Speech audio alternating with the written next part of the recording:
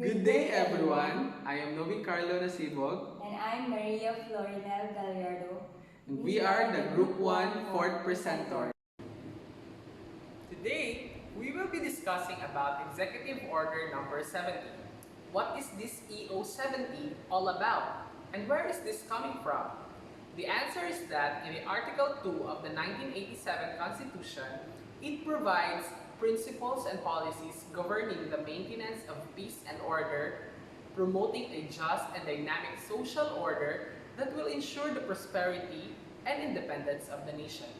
Accordingly, one of the objectives of the Philippine Development Plan or the PDP 2017 to 2022 is to attain inclusive and sustainable peace through intensified development and other peace-building initiatives in conflict-affected and vulnerable communities.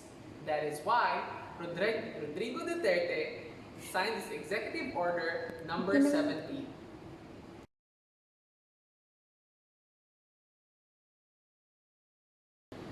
EO number 70 declares institutionalizing the whole of nation approach, attaining inclusive and sustainable peace, creating a national task force to end local communist armed conflict, and directing the adoption of a national peace framework.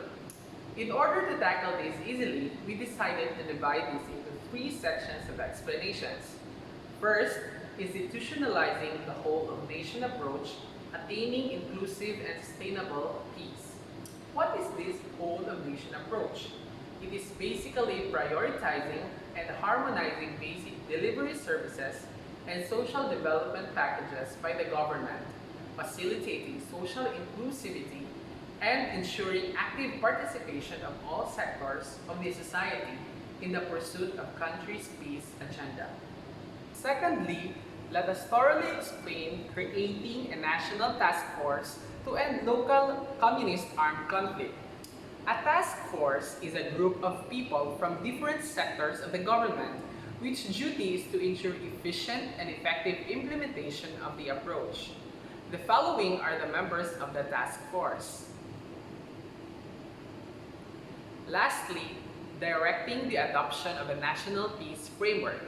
So what is this national peace framework?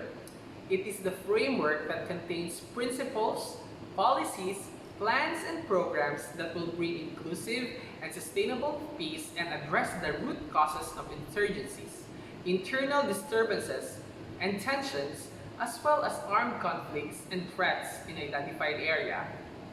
Let us look to a concrete example.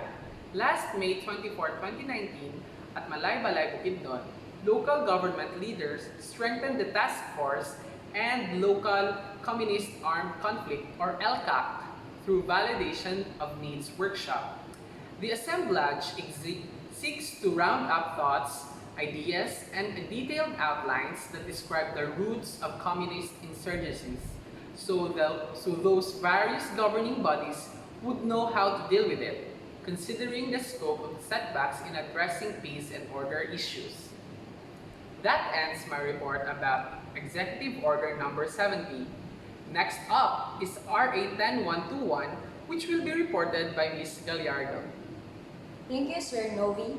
So, we are now in the last part of our report, and my topic can be considered as a review already because we have already discussed this from our last subjects. And RA 10121, especially my topic, was discussed by Mr. Jigs Labajo. Hi there, sir. And the other topic I will be discussing is RA 6713. So let us start with RA 10121. So what is RA 10121? RA 10121 is the Philippine Disaster Risk Reduction Management. So what is this law? This law requires the government or the country's government and the citizens to be prepared for disaster. Why RA 10121 is important? RA 10121 is important because the Philippines is situated in the Pacific Ring of Fire. And according to the World Risk Report of 2018, the Philippines ranked third among countries with the highest risk. Imagine the Philippines is at the highest risk.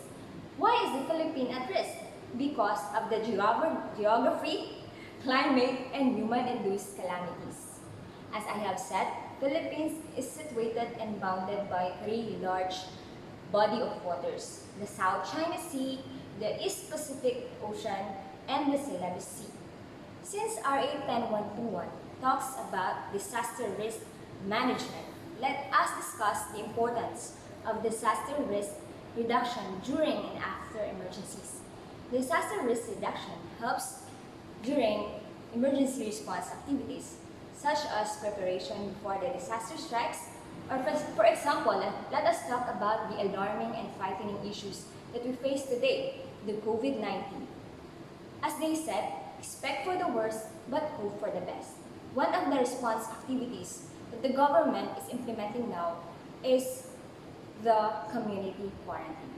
So what is the role of local government units during disasters? Local government units are expected to be at the front line of emergency measures in the aftermath of disasters to ensure the general welfare of the constituents according to Local Government Code of 1991. As first responders, they should be proactive in performing disaster-related activities, the preemptive evacuation to the restoration of the people's livelihood. Every LGU should also create the local disaster risk reduction management plan covering four aspects of DRRM as specified in NDRRMC's framework, namely disaster preparedness, response, prevention, and mitigation and rehabilitation and recovery.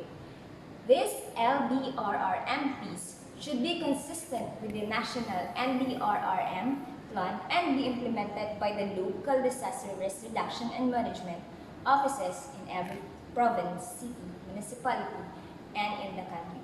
So that is why RA 10121 should be considered as important, for it is a special problem of the government. That ends my report, and we will go back to Sir Novi for thoroughly discuss the RA 109485. Okay, so next to tackle is the Republic Act 9485, or commonly known as the Anti-Red Tape Act of 2007.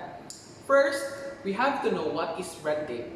According to dictionary.com, red tape is an excessive formality and routine required before official action can be taken. Therefore, it is an illegal act.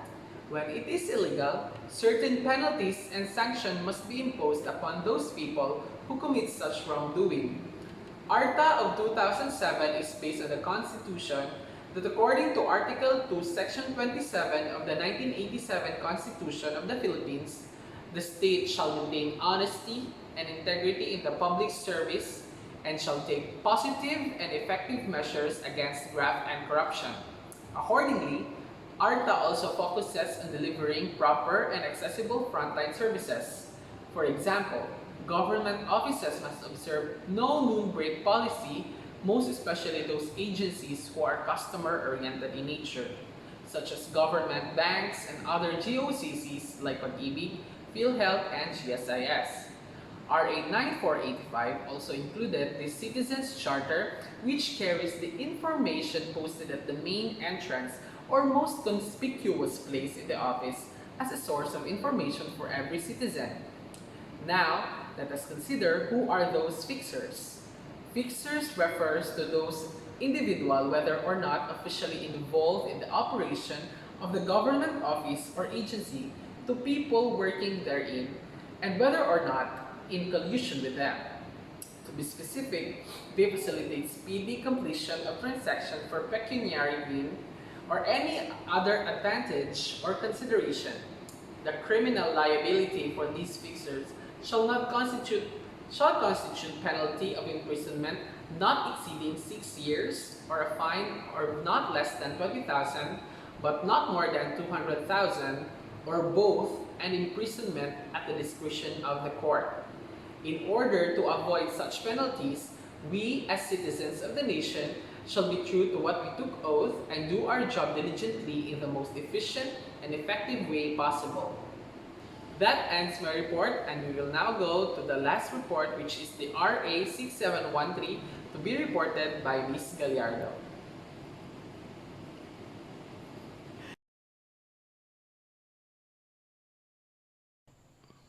Okay na?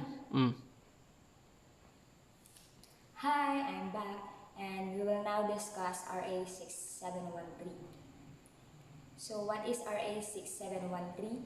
RA 6713 is an act of establishing a code of conduct and ethical standards for public officials and employees. Public office is a public trust. So, that is why this RA 6713 is implemented by the government. We, since most of us classmates are working in the government, this law applies to us. For RA 6713, it shall be known as a Code of Conduct and Ethical Standards for Public Officials and Employees.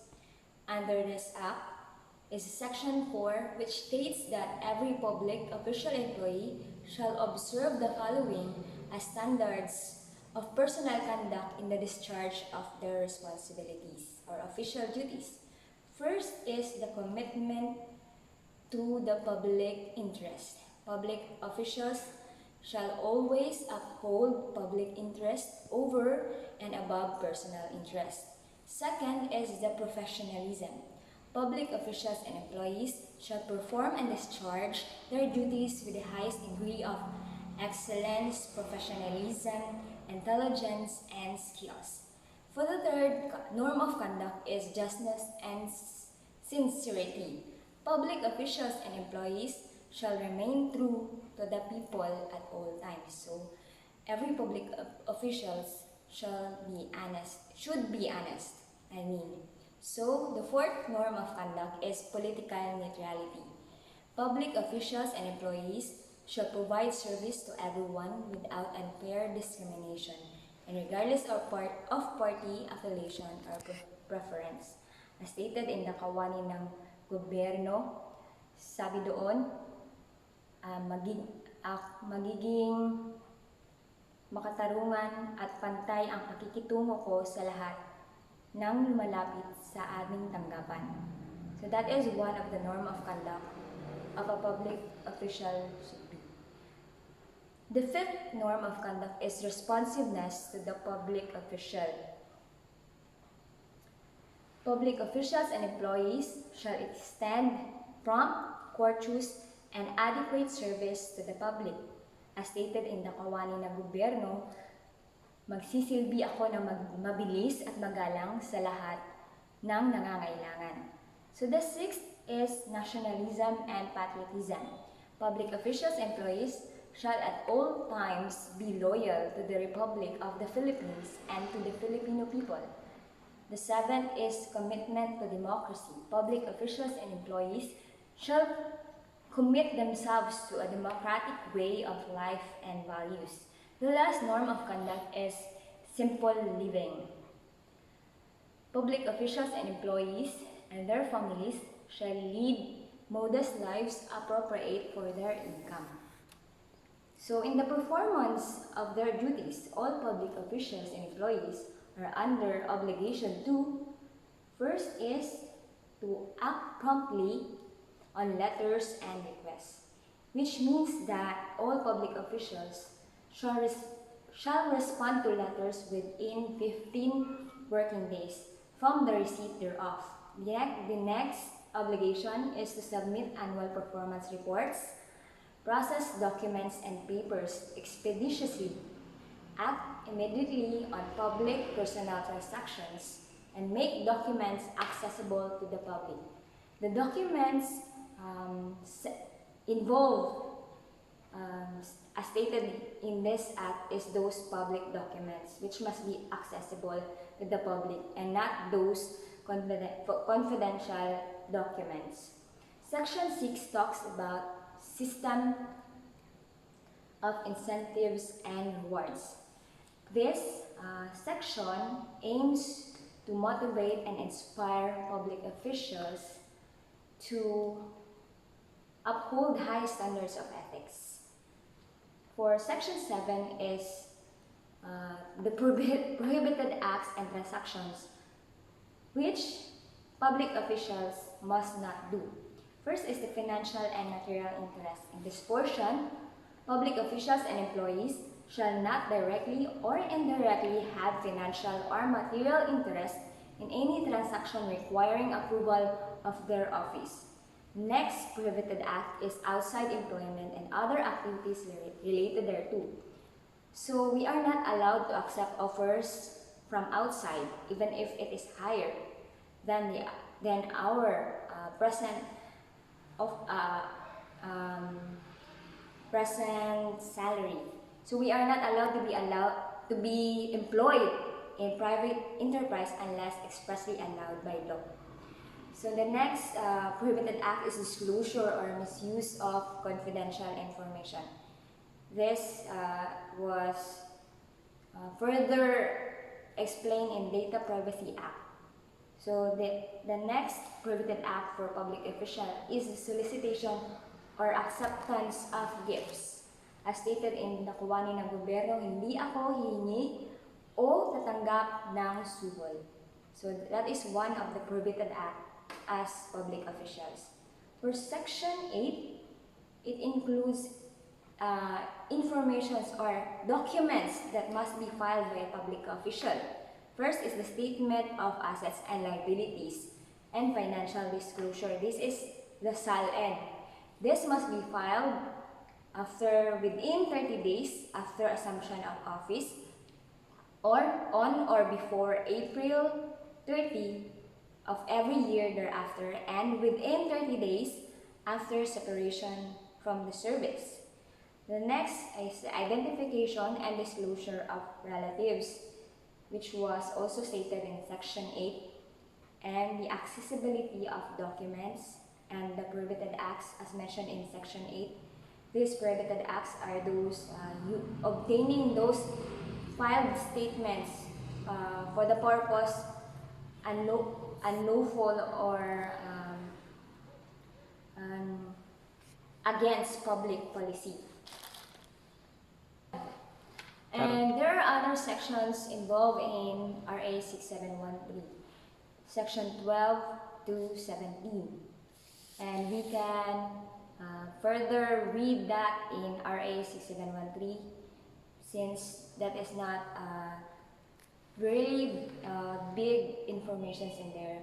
The Section 4 and Section 8 are the most important information under 6713. So that ends my report for RA 6713. That ends our report regarding Executive Order Number 70 and Republic Act 9485. And RA 10121 and RA 6713. The following slides is the brief summary for case number 4 and our reaction to it. Thank you for listening and have a good day.